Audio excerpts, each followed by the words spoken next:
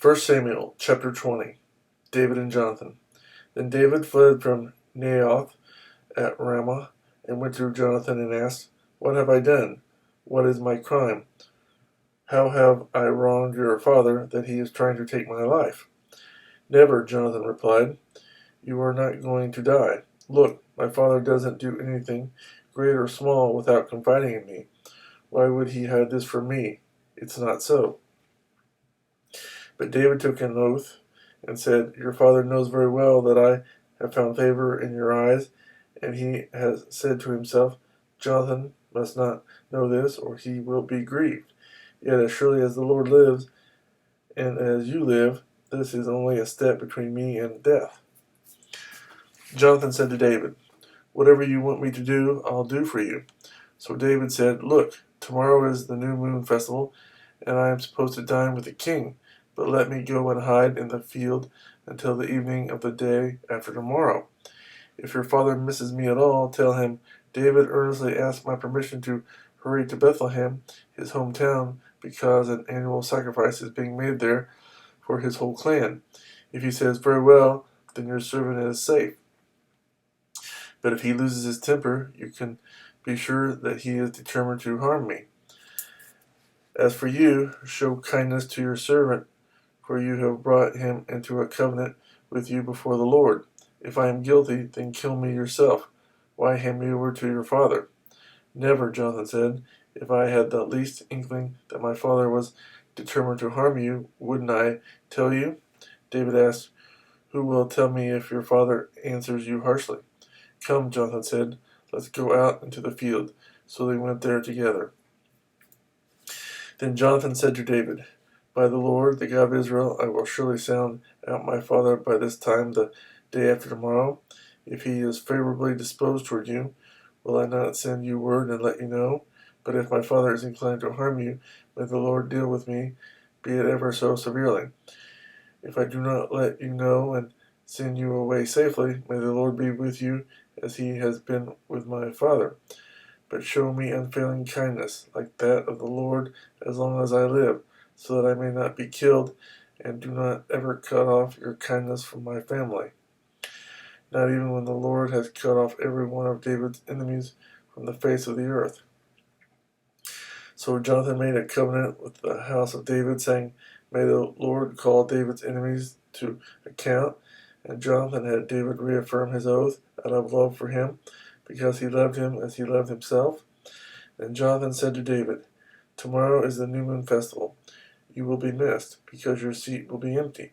The day after tomorrow, toward evening, go to the place where you hid when this trouble began, and wait by the stone easel. I will shoot 3 arrows to the side of it, as though I were shooting at a target. Then I will send a boy and say, 'Go find the arrows.' If I say to him, 'Look, the arrows are on the side of you, bring them here,' then come, because as surely as the Lord lives, you are safe. There is no danger. But if I say to the boy, 'Look, the arrows are beyond you,' then you must go, because the Lord has sent you away. And about the matter you and I discussed, remember, the Lord is witness between you and me forever." So David hid in the field, and when the new moon festival came, the king sat down to eat. He sat in his customary place by the wall, opposite Jonathan, and Abner sat next to Saul, but David's place was empty. Saul said nothing that day, for he thought, "Something must have happened to David to make him ceremonially unclean. Surely he is unclean." But the next day, the second day of the month, David's place was empty again. Then Saul said to his son Jonathan, "Why hasn't the son of Jesse come to the meal either yesterday or today?" Jonathan answered, "David earnestly asked me for permission to go to Bethlehem. He said, 'Let me go, because our family is observing a sacrifice in the town, and my brother has ordered me to be there. If I have found favor in your eyes, let me get away to see my brothers.' That is why he has not come to the king's table." Saul's anger flared up at Jonathan, and he said to him, "You son of a perverse and rebellious woman, don't I know that you have sided with the son of Jesse, to your own shame and to the shame of the mother who bore you? As long as the son of Jesse lives on this earth, neither you nor your kingdom will be established. Now send and bring him to me, for he must die. Why should he be put to death? What has he done? Jonathan asked his father. But Saul hurled his spear at him to kill him. Then Jonathan knew that his father intended to kill David. Jonathan got up from the table in fierce anger. On that second day of the month, he did not eat because he was grieved at his father's shameful treatment of David. In the morning, Jonathan went out to the field for his meeting with David.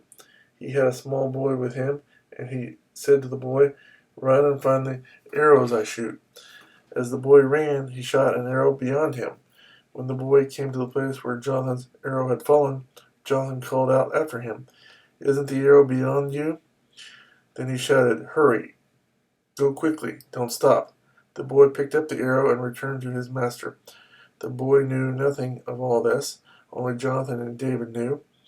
Then Jonathan gave his weapons to the boy and said, "Go, carry them back to town."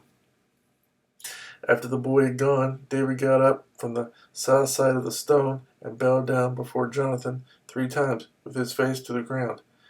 Then they kissed each other and wept together, but David wept the most. Jonathan said to David, "Go in peace, for we have sworn friendship with each other in the name of the Lord, saying, 'The Lord is witness between you and me, and between your descendants and my descendants forever.'" Then David left, and Jonathan went back to the town.